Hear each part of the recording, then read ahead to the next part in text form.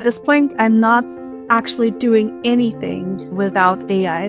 The first thing that happens is I have social posts going out on like LinkedIn, Twitter, Threads, Blue Sky, and all of those are primarily written on Sunday afternoons using AI. And there's some aspects, I usually write them in ChatGPT. Either I have kind of a general idea that I prompt with, or I rewrite them, but there's literally no post that goes out that hasn't been somehow written with AI. So that's one. I then had a customer call. I transcribe all calls, actually usually with the Zoom transcription, and I sync them to Kraftful to get analyzed. Yeah, so kind of those are a few. I jumped in and did some emails, which I always write with AI as well. I jumped into our support channel for a little bit, which actually is not AI generated.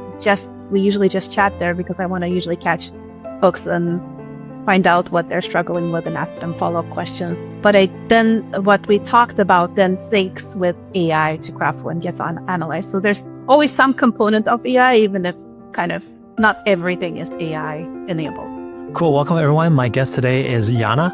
Yana is the founder of Kraftful, an AI assistant platform that helps product teams build products by extracting insights from user reviews, surveys, and more.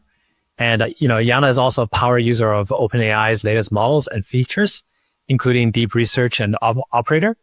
So really excited to have her do a live demo of her top AI workflows and discuss the joys and frustrations of building AI products. Welcome, Yana. Thanks so much for having me. Excited to chat about these topics. So let's actually demo some of the stuff, right? So like I recently paid the $200 to use ChatGPT Pro. And, I haven't had a chance to try Operator yet, but I've been playing around with deep research. But yeah, do you want to show us Operator first or deep research first? I'd love to learn from your Let's do Operator first, just because that's what launched first. So maybe So let me show you some ways I use these tools. Yeah. So what I've done, and you can kind of see it here, I sent Operator off to Kraftful, which is my product, and then I have it select all the different sources of feedback. This is for Slack. I have it look at the feedback that came in about notifications, and then it adds that to the roadmap. So now it's I'm going to put it in the notifications projects. It does a little bit of clicking around because that's what Operator does sometimes. And then it goes to the notifications projects. It first filters now, next, later, just looking at the now item. Has all of these items here. Now it's going to create a PRD with all the insights about notifications, and then it goes and reads all of those mentions. It then creates a user story with a item here, and then it clicks around a little bit to find its way. Then it takes the user story, it syncs it to Linear, so it picks the right project to put it into. And then once it syncs it there, it becomes a ticket in Linear. You can kind of see this is what Operator does. It kind of tries to find its way around. Sometimes it clicks around multiple times, which is interesting because it's trying to kind of understand how this works. And then it needs to sign into Linear to sync this ticket. It's now going to try to assign it to an engineer, but this is another one where it's starting to have a look at these other things. Now it assigns it to an engineer, and then it clicks back to see where all of the insights came from. So that's the whole flow where it takes all the feedback from these different sources about Slack, creates a PRD, creates a user story, syncs the user story to Linear, and then assigns it to an engineer in Linear. So it's sort of like an end-to-end use case.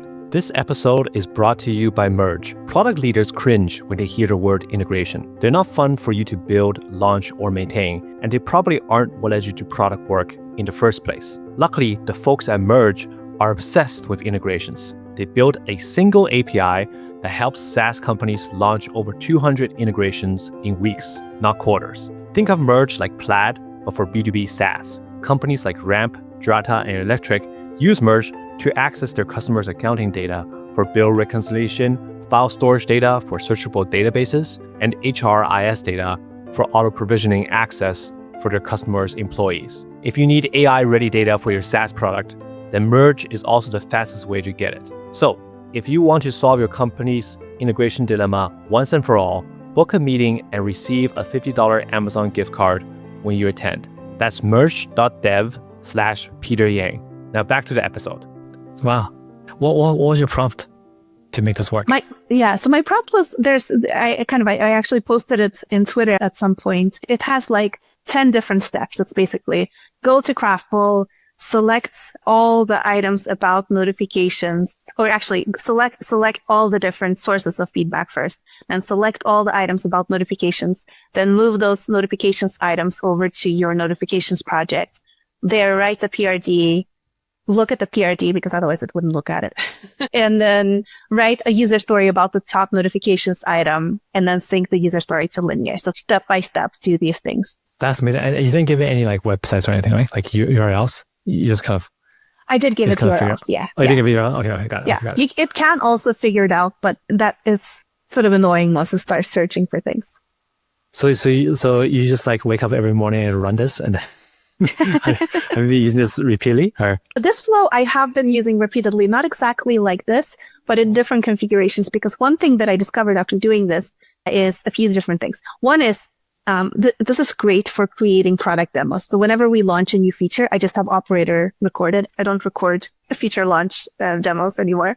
The other reason I do this is to see just from like a usability perspective. If it clicks around too much, I kind of have a sense that, oh, here's something we may want to. And then I sort of, there's kind of this other, we did a bug bash earlier today where the whole team sat in a meeting and we were just like looking for bugs, and actually had operators sit next to me and also click around in Kraftful and do different things. This is not something I do every day, but like I was like, I'm just going to be looking for bugs. Let me have it look for bugs too. That's actually a really good point. I didn't think about using this thing for usability testing or user research. Like I guess most of the cases like trying to book a restaurant or something, but it sounds like actually the workplace use cases are even more relevant, right? Yeah, because like the more ambiguous the task, the more you get, like you don't want to give it too much instructions, and then you'll get a sense for like, could it figure out the onboarding, right? Like, was it harder or not? Got it. In a workplace, I mean, maybe not your company, but in a lot of companies, there's a lot of like really mundane tasks that you have to do. Like I actually tweeted this a couple of days ago, like this product will be perfect for like watching corporate training videos, right? Like the ones where like you have to actually sit on your screen and like watch the videos and like click something, click next. Yeah. I mean, I use it. I think I shared this with you, which is I use it to look for interesting content on social media that I may want to read and engage with. So that's another one where I like give it a general sense of like, here's the topics that I'm interested in. Now go log into my LinkedIn, I also use it on YC Bookface, log into YC Bookface and then look for posts about these general topics. I want to look at those. Tell me when you find interesting ones. How does it tell you though? Like it just stops, or how does it? It stops and it pings me in the browser. You get a notification. Oh, nice. Yeah. so you've outsourced the doom scrolling to the computer. Yes, which is wonderful. Yeah, that's great. Yeah. So yeah, I definitely think I should give this a try. Poke around with it. So another thing that I launched is obviously deep research, and a lot of people online saying like this is like the standout feature of the subscription. I'm curious to hear how you use it too. Yeah, I use it quite a lot. I would say that I actually get much more usage out of the operator than I get out of deep research, which is sort of interesting, but that I would kind of disagree with that general opinion online, but I do think it's really useful. So some examples that I pulled up here from the things I used it for recently. So we were looking for this kind of API to create an agent in our app. So I described that use case. I'm looking for an API that I could use to build an agent inside my app. The agent would allow my customers to specify a URL in the login credentials and have the agent collect content from that URL and essentially kind of analyze user feedback in Kraftful from things that we currently don't have integrations for. And then I asked it to like put together a table with the name of the company, link to the website, product launch dates. I just want to kind of know how long has this thing been around for, notable customers, use cases. And then if they are a YC company, we get a YC discount. So I want to know that.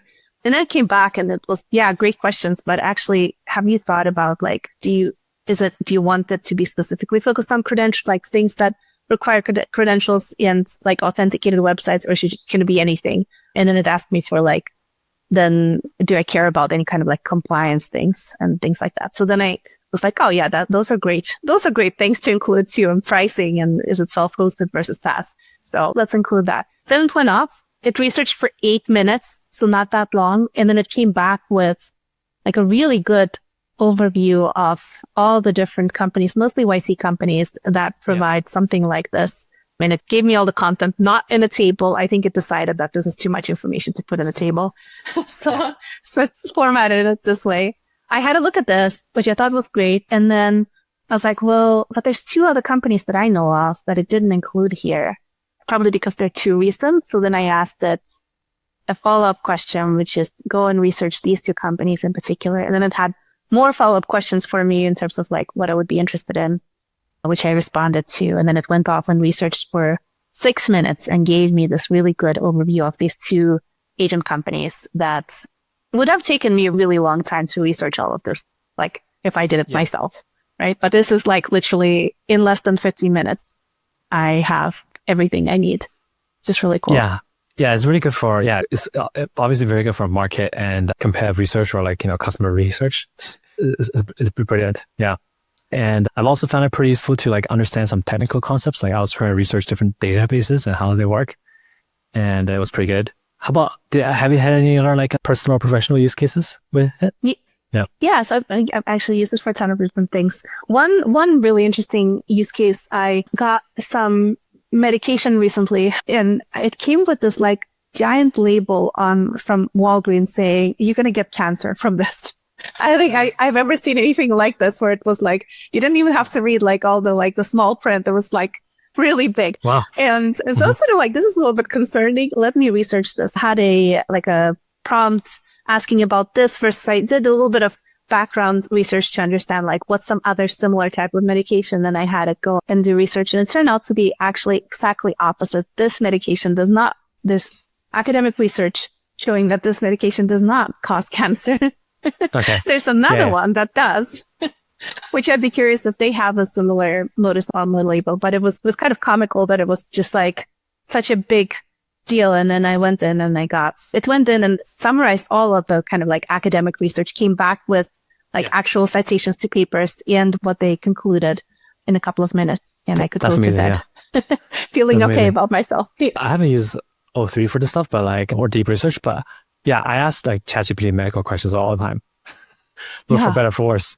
Yeah. I mean, for better, right? Because like, as long as you get links back to academic research, then you can kind of know, right? I think for anyone who's had kids and is female, they may have read Expecting Better, which is kind of this book that goes through like all of the academic research on pregnancy and tells you like half the things that doctors tell you are like actually unnecessary or contradicted by research. And then it's kind of like that, but like for any use case that you may want, right? Like it's wonderful. Like you can get all the information and you can kind of decide for yourself, which is great. Like doctors don't have to be the gatekeepers. I mean, it's also like so hard to get in touch with a doctor. Like you have to make an appointment, you have to wait around.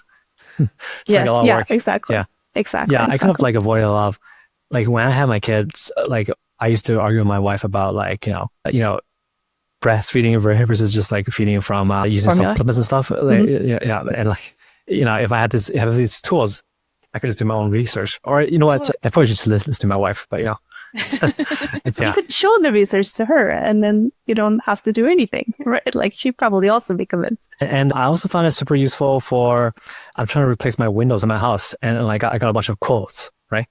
And sometimes like long PDFs with like a bunch of details. I don't know. It's kind of bad actually because it made me like really lazy. So like it's not just reading through all the PDFs. I just like upload all of them to ChatGPT and be like, hey, which one's giving the best price? What was the best value? Which window is the best? I do that with any kind of like contract or anything. But for quotes, now you can use Operator to go and get those quotes for you. You can have it reach out to all these different like company providers and get that. That's save you even more time. I should try some of these use cases where like, she has to spend money or make a reservation. Let's see what kind of dinner reservation it makes for me. Yeah. Apparently, I've been having a lot of date night reservations that were all booked by Operator in the past year. Oh, really? Something like that. Yeah. Wow. That's my husband made. Yeah. So I can tell you they're good. We've had some nice meals. He shouldn't have told you that. He should take credit for everything. Yeah. Shouldn't have told you. I kind of guessed that's what happened. The moment I started playing with Operator, I was like, I wonder. We've had some really good date nights recently. I wonder if this. And I asked him, and he was like, "Yeah." I see. That was Operator. That's funny. That's funny. Actually, let's talk about your husband real quick. So like for people who don't know, like who is your husband? Like, and where does he work? Yeah. Yeah.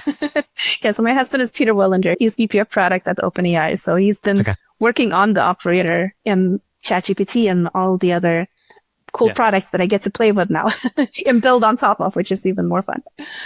So is it, do you guys talk about AI all the time? Because you're an AI founder and like you guys talk AI all the time at home? Yeah, or? I mean, definitely like for a lot of folks, they have woken up to AI and AGI now. And for us, that's been like our dinner conversation for like 20 plus years, it's like, and still continues being, but it's a lot of fun to be kind of interested in the same stuff.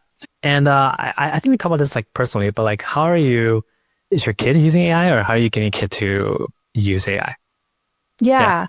So, like we're both builders. And so I think we used AI very much to kind of teach our kids to think about how he could build and how he could build things in the future.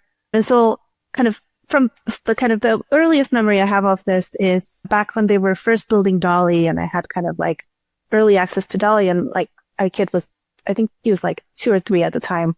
We sat down and illustrated a book together. And like by then he had, he's listened to like AI generated bedtime stories and things like that. But there's like this moment when it was like very eye opening to him that I give the computer a prompt and it starts creating things for me. And I can now suddenly like make things. I can make a book. I can make the thing that like I would have seen, but I can make it with AI. And I think that was a big moment for him. And then a year later when they launched, or maybe it was, 2 years later when they launched the GPT store, he saw me build a GPT and he was like, cool, I want to do that too. So he built this Pokemon GPT, which now is like, I think the most used Pokemon GPT in the GPT store. And that's cool for him because it's sort of, it's this moment of just like creating something for other people and then seeing other people interact with it. Like just this thrill of knowing, okay, 1,000 people have used the app I built, right? Like it's very easy to build a GPT, but still there's this like thrill that I didn't get that at that age, right? Like, but I think it is really powerful as a kid. Yeah. I mean, making my kid loves using DALL-E to make images. She keeps making like rainbow unicorns and stuff. Cute. And then we've been making like videos now. We've been using Google's VO to make videos. So that was pretty fun. Yeah, we've done a few of those too. That's so much fun. Yeah, it's like, and then she brags to her friends that she makes all these videos, and then they're like, "What? Yeah, yes, how do you do it?" Yeah. My son does that too. Last night we were looking at Infinity AI. There's this video generation tool that you can turn yourself into a cartoon character and make videos with that character. And so we were looking at it together last night, and he was like, "Can we make a video?" I'm like, "I need to like prep for launch, but like this weekend we will." Oh, really? Infinity AI is that what it's called? Yeah, Infinity AI. It's a YC company. You probably have like, what are some like really underrated tools that you use, AI tools, other than like obviously ChatGPT or even Kraftful? Yeah. What are some other underrated tools? I don't know if they're underrated. I mean, I think Lovable. Okay, I love that. And I'm sort of curious if it's going to replace Figma for me now that they've added these like visual editing tools. I am a huge Figma user otherwise. These kind of video generation tools, the ones that you can create like actual product demos with. So I mean, HeyGen has gotten much better, but also like Infinity and Argon. Otherwise, I've played with pretty much whenever like any tool comes out around like image generation or video generation, in music generation, I will always play with them, but I don't feel like they're lasting for me. I don't have necessarily like a good use case to use them on a daily basis. And so then I usually just like, whenever something new comes out, I try it out just to like have it in like my mental database. Okay, I have a sense of like state of the art or how it compares to the state of the art. And then I just move on to the next tool. So I don't necessarily kind of use them repeatedly, but I use them all. That is actually the key problem, I think, with AI startups, right? Because like a lot of them have a novelty effect of like, this is super cool. And then you don't come back. Like they probably have a big retention problem. Yes, I think so. But the thing is, I think for some of like, for example, HeyGen, when I went to play with it today to create this video, what I realized was that I haven't used it since early 2022 when they launched. So I had a video sitting in there that I had recorded back then, which is when I tried it out the first time. And then I was like, this is not good enough. I can't actually do anything with it. But now I came back, right? So I think for some of them, they do have immediate retention problems, but a lot of these folks then hopefully eventually come back and have more. Well, I don't know if coming back after a year is enough for 3 VC years. company. Coming back after 3 years. Yeah. But yeah, it's glad you came back. Yeah. Let's talk about Kraftful. Maybe we can talk a little about what Kraftful is and, what it does. Yeah. Yeah. So Kraftful takes user feedback from all the different sources. So that can be internal sources like support tickets, call transcripts, Slack, or external data like Reddit comments or posts on X, Twitter, or Amazon reviews, app reviews. It then crunches all that data, extracts feature requests, complaints, other kinds of product insights, and then turns those into PRDs, user stories that you can then sync to linear, like in the demo, or to Jira to become a ticket. So it really kind of takes all the tedious tasks out of product work. So you can really just see what's important and focus on product craft and product strategy, which I think is really exciting. Yeah. So what I've been doing with my PRDs, I mean, not that anyone reads PRDs anymore, but what I've been doing is that instead of like writing it by myself, I basically post some sort of a prompt basically in my community, like my customer community. I'm like, hey, I'm thinking about building this. What do you guys think about it? Or like, do you have a problem? Like what problem we're trying to solve around this? And then there's like a bunch of feedback that comes in. Yes. And then, don't tell my customers, but a lot of times I don't actually read every piece of feedback. I just copy it into AI and try to get like, hey, totally. Can you summarize it? Or like, can you actually make a PRD based on this like template that I have? So, I mean, we kind of do that, but by default, right? Because we are taking we take all of the insights, we collect all those insights for you by default, but it's much broader, right? Because it's going to be when people are actually using your product and when they've had a pain point about a similar thing. We will have taken all of those instances, and then our PRD reader goes out and reads like hundreds of comments from different like call transcripts, support tickets, all of this survey data. And then you can put in then your general, like here, write the PRD in this manner. You can do that in the prompt piece, but the collection piece happens automatically. So you kind of don't have to ask for new input, which you could use our survey product to go and collect more data. I don't have to keep copying and pasting everything, basically. No, you can't. No, you kind of have to use Kraftful as the conduit for data collection. Yeah. And it's more, so there's more of an agent than a co-pilot then, right? Because it's like collecting all the data for you automatically. Yeah, totally. Yeah. Exactly. Got it. And it automatically analyzes it for you. Got it. And it automatically turns it into PRDs and user stories, right? So there's like all of these different steps. You can come in and press the button and say, turn this one into a user story. And then Kraftful does all of that. Right? Wait, but Jan, so then what does the PM actually do? Like, so, relax on the sofa.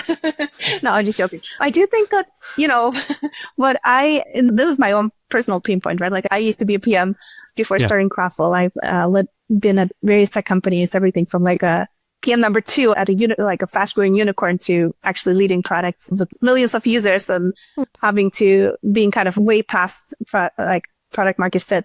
And I think that the thing that I always wished that like me and my PMs could do is to just sense what we know about the world and our users, right? Because you can also use Kraftful for competitive research and then be able to like think about it deeply, right? Because then you can do things with that data. Like if you don't have to spend the time figuring out the data and the data's like there in front of you, because I think one thing about a lot of PMs is that they don't spend the time thinking about it or trying to find it because they just don't. So they just don't have access to it at all, right? Like this by default makes sure that all the insights are at the core of the development process. And then you can spend the time figuring out what do we know based on this? What's the best way to solve the problem? And is there maybe something else that we don't know that we should go out and try to like collect more data on and then create a survey and gather more insights. So there's sort of, it just makes sure that you spend more time thinking deeply about what the problem is, as opposed to just thinking deeply. I mean, yeah, there's like a lot of busy work to gather and synthesize the data that Kraftful helps with. And also a lot of busy work to produce these like internal artifacts, right? Like these tickets and all that stuff. Yeah. I used to yeah. And the other thing I would say is that there's also a lot of busy work in having a bunch of back and forth communication, right? If you can take all the insights, have it write a user story about all those insights, think that as a ticket and have all of the insights attached to the ticket because that's what they are. Then the engineers has access to the why And then they have access to all of the related feedback so that if they have some optionality that came up during the process, they don't have to like hunt down the PM, have a bunch of back and forth. Like maybe the PM needs to go out and do more research or like find the researcher and do more research or whatever, right? Like it just makes sure that like engineers have access to everything. They technically don't have to like bug the PM either. Yeah. Got it. Yeah. That makes sense. Like you've been at it for a couple of years, right? So like, can you share some stats about, how many customers you have or how fast it's growing now? Yeah. So we serve over 50,000 product teams and product builders. We've analyzed many millions of pieces of feedback for folks, which we translate into many hundreds of thousands of hours saved. But yeah, it's been a wild ride, which we are about to hit 2 years in about a week. And what have been some kind of like really great moments and also, like a founder journey has a lot of ups and downs, right? Can you share some stories? Yeah, totally. So today we actually had a high point for Kraftful. We've had for a few weeks, we've had exceptionally high MRR growth, which is like even by like YC, we're a YC company, and even by like YC company standards, we're in what YC considers to be exceptionally high growth, which has been really cool to see. And then this week we broke a record in our own exceptionally high growth and had even more exceptionally high MRR growth. So that was just like a very cool moment for the team. Cool way to celebrate Valentine's Day. But, I think we have had a bunch of low moments. One low moment was when we first launched, and that was really exciting, kind of early 2023.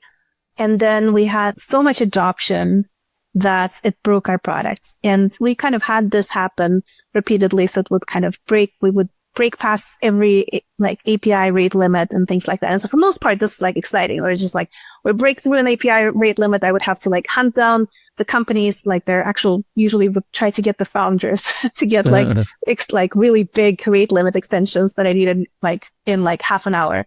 And that was all cool until suddenly we broke the absolute rate limits of GPT-4. And we could not, like the amount of data we were sending in for our customers to analyze was more than you could analyze with GPT-4 at the time. And we could not get any more extensions. That was like one of those moments where I was just like losing so much sleep. It was actually really painful. I could see like these big brand customers sign up and I could see how long they were waiting for analysis, right? Because we were like, just had too much and we could not, and some of them like would wait for days, which is like normally it should take minutes. And it was just like a really painful process. We had to rebuild our entire architecture at that time using kind of less performant models and do lots of like fine tuning, rethink our entire pipeline, do all kinds of different things. And then eventually, compute became more available and we could go back to using GPT-4 for all the things and kind of things changed rapidly. But it was like this moment in time that was incredibly painful, which you would think that it's actually like all great things, but it on the inside, it was just terrible. Yeah, because you don't want to let your customers down, right? Yeah. And they were just like so disappointed. They were like, Kraftful just like is really slow. I don't understand why it's so slow, right? We kind of kept debating, do we tell them that there's too many of them? Like, are they like... Yeah, people say like the model is becoming a commodity, but like the model does really matter for like the quality of the product. Like let's be on top of it. So yeah, if it downgrade from like 4 to 3.5, like that probably impacts the quality by a lot. It was huge. It was really impactful. We had to kind of change. We had to create lots of additional steps in the process. Well, our analysis is like 100 different steps to get to from like one support ticket to a feature request already as it is. But we had to like add more steps and we had to like fine tune the model to do things to be like as close to GPT-4 as we could get and things like that. But it's just really complicated. How do you think about, like, let's talk about like, prompting, reg and fine tuning. I'm just curious, like, as someone who's building like a successful AI product, like how much time do you spend on this stuff? Like in some parts, sometimes I'm just like updating the prompt again and it kind of feels dumb. Yeah. But like it does have a big impact, right? So like, I don't know, how do you balance, or like, and also running evals, which is like also really painful. Like how do you, it's all really painful, particularly when you have something like that pipeline that I described, right? Like there's like 100 steps, which like not 100 steps, but there's a lot of steps and each step has a different prompt and each step uses a different model. And then we're running evals whenever like a new model comes out. we're running evals to see, can the new model do any of our steps better than the existing model we're using for that particular step? Can it do it better across a few different things, right? Like, can it do better analysis? Can it do it faster? Can it do it cheaper? Right? So sort of like always looking at like different things. And some things are like, oh, it's actually not better, but it's cheaper or it's faster, right? So then maybe we should invest in like doing the upgrade for this one. So like, do you have like a list of tips or like hard lessons that you learned building AI products? Like, is it like try to keep it as simple as possible, or like start with the prompt first before getting more complicated? Like, do you have any tips as someone who wants to build this stuff? Yeah. I mean, a ton, right? Like, definitely start with the prompt first. I was recently thinking about this in particular, that like when we design something, we first start by designing it in like OpenAI Playground, right? Like, it's not designed in Figma. It's designed, we're designing what is going to be the experience, thinking through all the different steps. And then what the output of that, we then know, okay, this is best represented as a word, or this is best represented as a list, or this is best represented as like a longer sentence or a paragraph. Then the UI ends up being very different based off of that, right? So like always starting from like, what can the AI do to best solve the problem? And then like, how do we then design the experience around that in the most compelling way? So that's definitely it. And then the other piece is you're always kind of looking at your options. You're like, okay, if the AI can solve the problem, what can I do? Can I like fine tune? Can I wait for the next model? Can I change the user experience? Right. And that's always the option, right? Like we have different parts of the experience. So we're like, here, we are waiting for the next model. That's what we're doing. We're waiting for the next model. And you can change the experience, right? Because there's certain things where you can kind of make it clear that this can be edited or this can be changed, right? So that even if like the AI isn't perfect, then you're giving the human control to make it perfect in their flow. As long as, because some things are like, if you're saving someone 100 hours, if they have to invest a minute in making it perfect, that's great, right? And so just thinking through what's the whole workflow, and then how do I create a really good product around that workflow based on what models can do today. That's pretty funny. Yeah. It's not like the old days where like you have a multi-quarter roadmap. Now maybe you have like a bunch of initiatives, and like some are waiting for the model to be better. Some are like, I'm actually curious. How do you even do roadmaps? Or no, I mean, we use the like our projects page, right? The one that we kind of saw in the operator, and that does have like initiatives that are filtered by like now, next, later, but it is, and then we kind of have some that are like generated by what we know that's outside of what we've learned from insights, and then we like run surveys to fill out those. But yeah, I mean, that's our roadmap. But I think I like not in a doc somewhere. Like the time horizon is like maybe like 3 months or something, like a quarter, like the planning. It's probably, I mean, it's probably 6 months. That's the time horizon. There are some things that where people really want this, and there's enough people who really want this that are impactful enough that we want to build this, but like it doesn't make sense for us in like in the next few months, or we know like certainly, like certain new models have launched and they suddenly can unlock some really exciting things. We want to do these things first before we get to those other things, Yeah. I mentioned to another founder, it's great to have like, like OpenAI and these companies spending billions of dollars basically making your product better, right? Yes. It's wonderful. It's kind of nice, It is incredible. Like you can sort of constantly, I don't know, I'm like people telling me that they're so daunted by the fact that there's so many like new launches all the time. I'm like, are you kidding me? Like I'm just like, whenever something new launches, I'm like, what is it going to do for my product today? Yeah, it's just like a one-line change, right? It's like not too hard. Just change the model.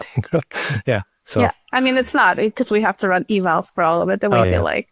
So it's actually very complicated, but still, it's always worth it. Yeah, part of me, I've been trying to build products too, and like, part of me is kind of annoyed like at how manual or iterative some of the stuff is, and you can never feel as sure as you can with a deterministic product. Like a deterministic, you make the UI pixel perfect, and you're like, okay, this is a good experience.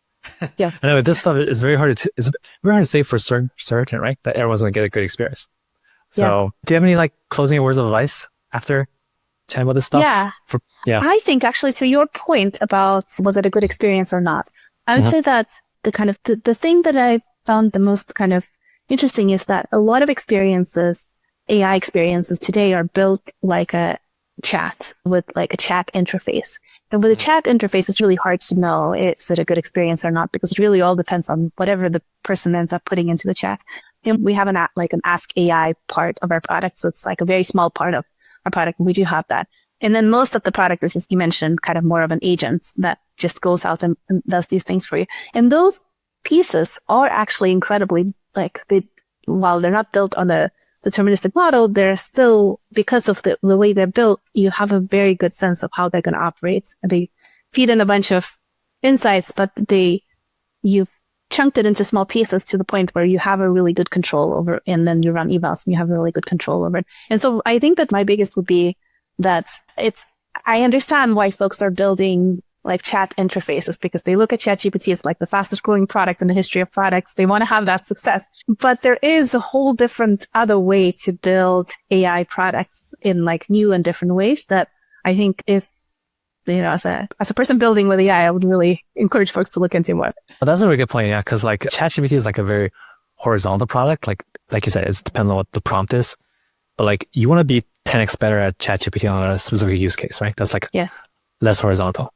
Yeah. Yeah. And you can do that. And it makes sense. Like for general purpose product, it makes sense to have a chat interface, but for a very specific product, that may not be the best solution. But lots and lots, most AI products out there are kind of like a chat interface, which is not what they should be, in my opinion. Okay. That's a very good point. Yeah. So where can people find out about Kraftful or give it a try or follow you? Mm-hmm. Yeah. So you can kind of follow me. I'm most active on Twitter. So Yana tweets, and Kraftful is just kraftful.com with a K. So feel free to check it out. We do have a free plan that folks can explore with. Awesome, Yana. Yeah. Thanks so much for your time. It's been great to chat with you through the past year and see you grow the company. It's been awesome. Thank you. Thanks so much for having me. Really enjoyed it. All right.